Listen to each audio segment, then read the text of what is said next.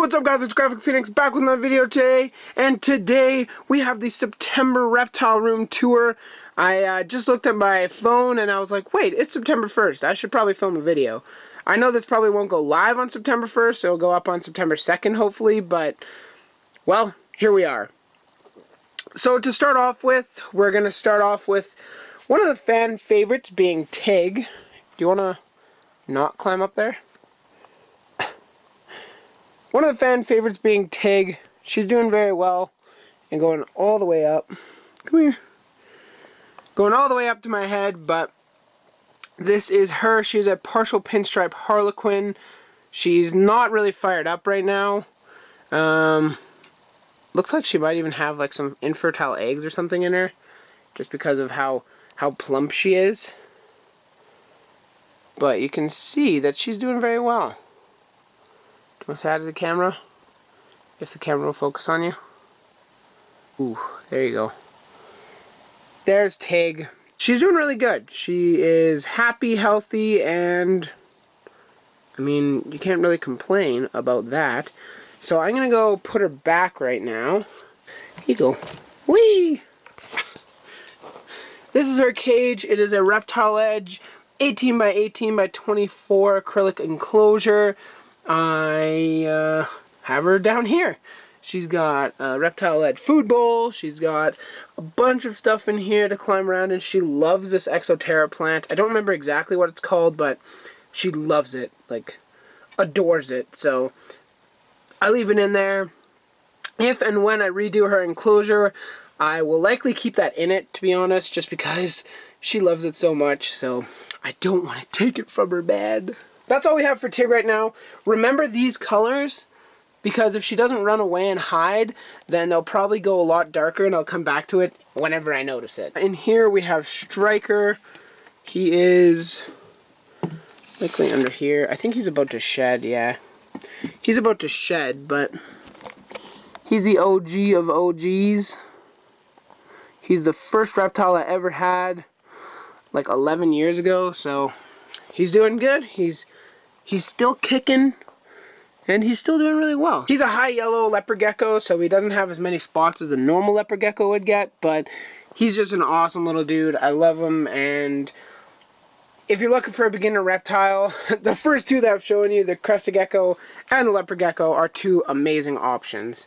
Right now, he's just in a 15-gallon enclosure, and I know I said in I think my last Reptile Room tour that I'll be doing a excavator kind of clay background and surrounding for him, which I will do. It's just, I need more time. Right now I'm working full-time, making videos. My girlfriend actually just went back to university, but it's been filled up with those three things: my girl, work, and reptiles. Now that school is starting, work is slowing down, she's back in school, like, we are going to be doing more work on the tanks, so this should be coming soon. I don't know when, I'm not going to promise a date, but hopefully soon. I know some of you both love and some of you both hate this part of it, but this is the dart frog part. Honestly, I encourage you guys to stay and enjoy the dart frogs because they are really cool and I think you would like them. So give it a shot and listen to what I have to say. So in here we have the Epidebates Anthonii Santa Isabella. You can see, well, you guys probably can't, but they're actually, like, that little gleaming part is actually a frog. They're not super bold. I was hoping because I fed them they might come out, and if I dart back here later on in the video, obviously it'll be to show you what these guys look like, but I just fed them and there's fruit flies escaping everywhere. I don't know where from though. Can you guys see them back there? Surely you can. They're beautiful red frogs. They have an amazing call. There's, I think, 4 of them in here. Well, that's how many I put in here. Whether or not they're all still alive, I don't know, because I never see them. But I will be moving them eventually to a new enclosure, so this will be freed up. We just got a bunch of different plants in here. It is a custom living vivarium. If you want to know how to build this, if I remember, I'll put a link up there. If not, whatever. Look through my channel, you'll find it. I got some just like random plants. I don't know what these are called, but my buddy gave them to me. We got some Peperomia prostrata. We have a bromeliad at the back, Neurogelia, silver philodendron, another bromeliad, and some red nerve plant here. That kind of wraps up this tank. Next tank, these guys were out. If you check my Instagram, I have an Instagram video on them. An Insta snap. Is that? I don't know what we're calling that, but it's on there. You guys can go check it out if you like. In here, it's primarily a bromeliad. There's a little bit of a ficus, I believe. And then, I don't remember what that is called, but I just got it at the expo. It likely won't last very long in here. It's really not doing very well. But these guys are the Rango reticulatas. If you want to see exactly what they look like, either go check out my Instagram or just Google them and you will see. In here we have Rango imitator Chizudas. So Chizuda imitators. Unfortunately, there's none of these guys out right now, but the little circulation fan is going right now. You guys can kind of see it spinning. And it's keeping everything nice and circulated. That back wall was being very nasty and disgusting, so when I turned that on, it basically started to help and started to essentially clear up the back wall. I dried it out for the first time since I basically set up the tank, and it's doing wonders for the tank. In here we have a coralberry, which is this guy here. We have 2 Neurogelia bromeliads, a Tillandsia, and then a bunch of like little baby tears. I think they're Pilea something. I just want to grow up that back wall and cover that whole wall because it's kind of nasty, but I think it'd look really cool, and they're actually starting to do that, so I'm pretty excited. The second to last dart frog cage is the Dendrobates auratus. Oh, there's another one climbing up the wall. These are Dendrobates auratus Panama, pretty much the only ones in Canada, and they're doing very good. They're not to be confused with the Alcopes, or the, some people might mistake them for super blues, but they are not that either. Their tank is just kind of like a, oh no, this plant isn't doing very good, let's throw it in somewhere humid. See, look at the color differentiation. Those two back there. I don't know if you can see the second one yet. There we go. It's like he listened to me. They're still trying to eaten up. Their tank is just basically, like I was saying earlier, like a hospital tank for plants that weren't doing very well and needed more humidity. This lipstick vine I got at the expo. I don't know if it's going to live or not. Hopefully it does, but I'm honestly not expecting all that much. These bromeliads were in my planted tank, and they were not doing well at all. So I threw them in here, and now they seem to have bounced back, so that's really, really cool. This is a Peperomia obstifolia or something like that. I don't remember exactly what it's called, but that's there's also some wandering Jew, a Spalenopsis orchid, and then there's like red nerve plant. There's also a silver philodendron. A lot of different stuff. These are also all great terrarium plants, so if you're looking for something, you can take that advice. Anyways, these guys are doing really good. Still waiting on that damn biopod to be here so I can move them into it. I don't know where the hell I'm going to put the biopod, but it'll find a place somewhere here. These are the babies that I have. I said earlier in another video, if you're in the Alberta area or you want to pay for shipping around Canada, I can send these guys to you. There is one variabilis, Rango variabilis, and like 6 Rango ventrimaculata Borgia Ridge. So, if you're interested, let me know. The reason why this cup is in there is because one of my springtail cultures actually got infested by mites, as you can see. So I threw them in here in hopes that the frogs will eat them. I don't know if they really are. I'm probably just going to take it out and toss it because I don't want those mites, and nobody else does either. Coming back from throwing that away, look how dark she is now. She was like gray when I first had her out.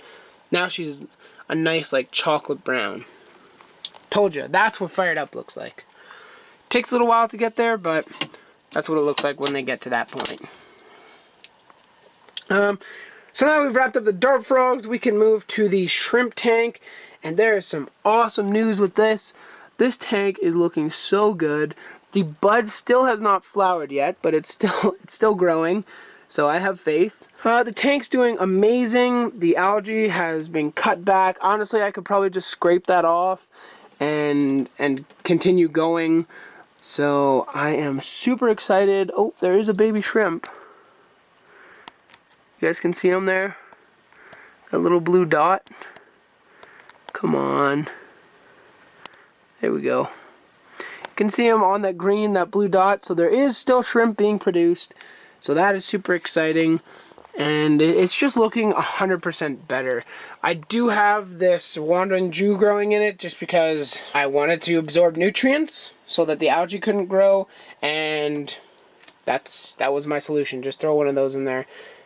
And it seemed to have worked pretty well. Now moving on to the troublemaker himself. Oh my gosh. You look like you murdered something. Look at him. Dad, I am a murderer. Look at me, Dad. I'm a murderer. Such a big murderer. He's so trouble. As you all know, this is Sheldon, the hermanns tortoise. He just had a plate full of... The red stuff is hibiscus leaves, which is why he looks like he just killed an animal recently. You're hilarious, dude. But he's in a 5-foot pen by 2 feet by like 15 inches tall with a solar glow and then just like a plant for the lights. I might end up changing that to a UVV bulb for him. The plants will enjoy it and he will as well. Give him some extra UV.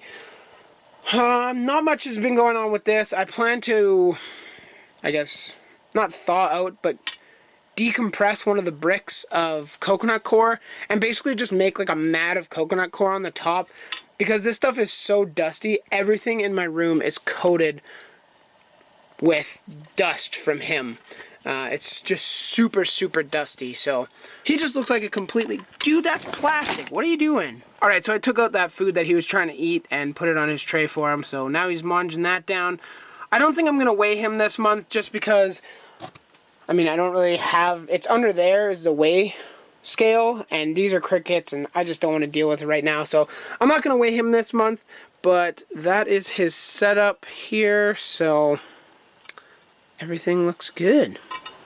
And then, all hail the king for all you Breaking Bad fans. We move from Sheldon to the Kai boy. This is, whoa, somebody's showing off for the camera. Okay, I don't want to stress him out too much, but that is Kai, the super translucent veil chameleon. For those of you who are retro viewers, you'll remember Rango, and this is Rango's son. He's in a 2 foot by 2 foot by 4 foot tall cage with a plant in there, 80 watt solar glow from Exoterra, a 5.0 UVB, just a standard house bulb, and then on the other side another 5.0 UVB. So he's got quite the lighting setup for this guy. But he is being a troublemaker. Dude, come on. Relax. I know, he hates the camera. Typically he's very good, but when he sees the camera first, he knows there's going to be trouble. So moving on from Rango, we can move to the Jackson's chameleon. This is Turok, the Triceros jacksoni xantholophus. He is doing fantastic. He's eating very well. He's growing, and he just looks awesome. Look at him. He looks like a permanent picture. Like, all the time. His tank is doing quite well. He does have a jackfruit tree in there, as you can see right there. And he's not eating it, so I'm not worried about him getting, I guess, poisoned or whatever. I'm sure the sap is not great for them, but he's not eating it or anything like that, so I'm not too worried. The umbrella plant in there is doing very well. It's growing pretty tall, and even the passion fruit vine is growing quite substantially, so I'm going to have to trim that back here right away and then get it growing in different directions. But essentially what he's got is like a 25 watt basking bulb, 5.0 UVB, and then just some plant growing bulbs in the back there. Up top there, if you're wondering what those are actually isopod cultures that I'm trying to grow out. So if you're curious, now you know. Moving on to the trippy tank, we have the OG tripster himself. This is Sky, the Meraki blue-tongued skink, and he's doing awesome. Do you want to show your face? You like the camera? Yes, you do. He has some security when the cage is open. I don't know, he enjoys it. For his lighting, I said that I'd be getting a light. I'm still trying to work out the wiring of the shop lights because honestly, I'm not good with electrical and the wiring for those shop lights. I don't even know where to begin. So if any of you guys have like a link or something, toss it in the comments if you've made it this far and let me know where I can find that. I will hopefully be doing some modifications to his enclosure pretty soon here as well. I would like to have a little barrier go up maybe a couple inches just so I can fill up the substrate layer a little bit. But other than that, I mean, he's doing pretty well. We'll leave Sky alone. Good night, mister. Or good day. Or I don't know. Whatever. Down here, I know I have not got another bulb for that side. I actually got a strip T5 light for them. I just have to mount it because that is a pain in the ass. And I need like 3 people here to do it because chances are I won't be able to do it with it sitting here.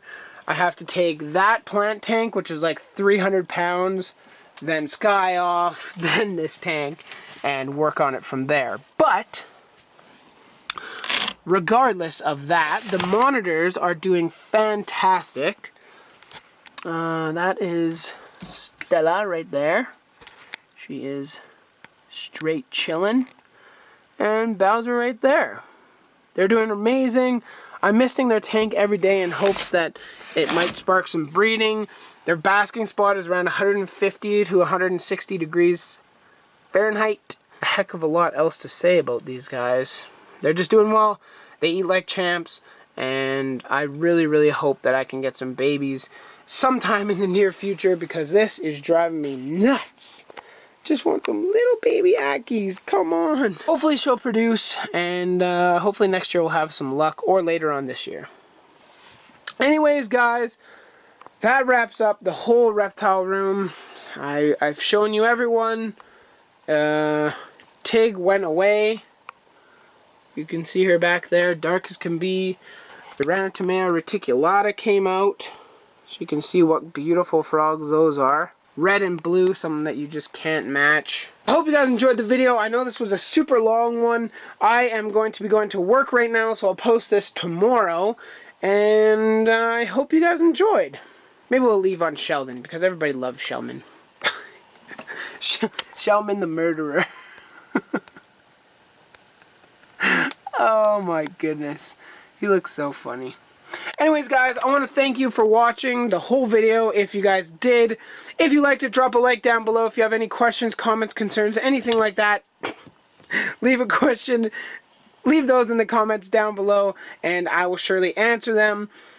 If you like what you've seen, as you can see, you have shrimp tank, dart frogs, reptiles, plants. Subscribe to my channel, and stay tuned for more videos in the future. If you also have any desire to send me anything, a letter, a drawing, a gift, or whatever you want to call it, you can check the description, and I have my P.O. box down there. So, have a good one, guys. I hope you guys enjoyed the video. Graphic Phoenix, out of here. Let's take a last video of the murderer. Ah! The murderer! Boop!